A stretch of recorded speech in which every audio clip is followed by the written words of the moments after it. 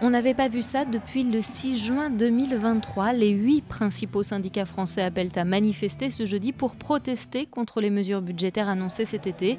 Peu importe que le Premier ministre ait changé, tous sont unanimes pour dire que les efforts doivent être mieux répartis.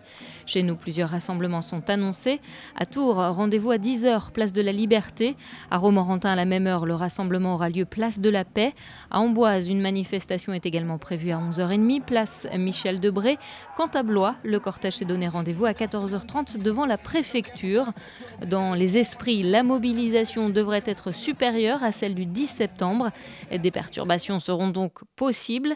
Dans les écoles, d'abord, le SNUIPP, premier syndicat du primaire, prévoit un tiers de professeurs grévistes.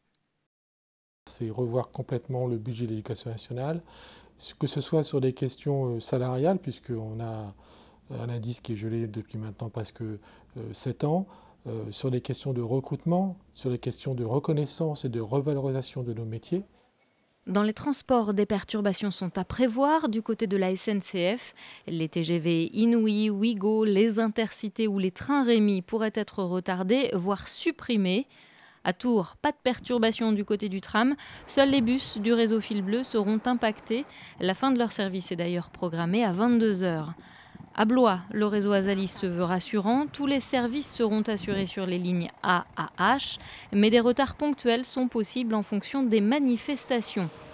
Et puis, hasard du calendrier, 9 pharmacies sur 10 seront fermées ce jeudi.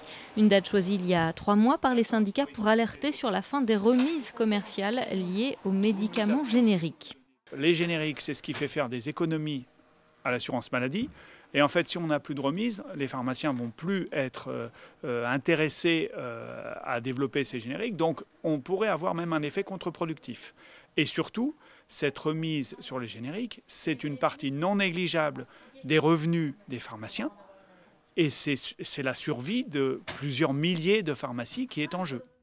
Enfin, le personnel soignant est également appelé à battre le pavé pour dénoncer le manque de moyens et les sous-effectifs chroniques.